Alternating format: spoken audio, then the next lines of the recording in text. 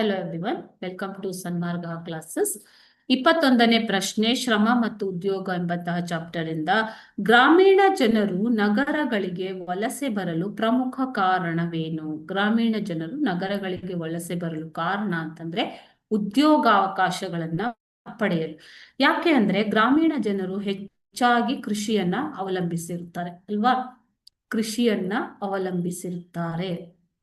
ಆದರೆ ಈ ಕೃಷಿ ಅನ್ನುವಂಥದ್ದು ಋತುಮಾನದ ಒಂದು ಉದ್ಯೋಗ. ಓಕೆ, ಸೊ ಇದೇನ್ ಮಾಡತ್ತೆ ಅಂತಂದ್ರೆ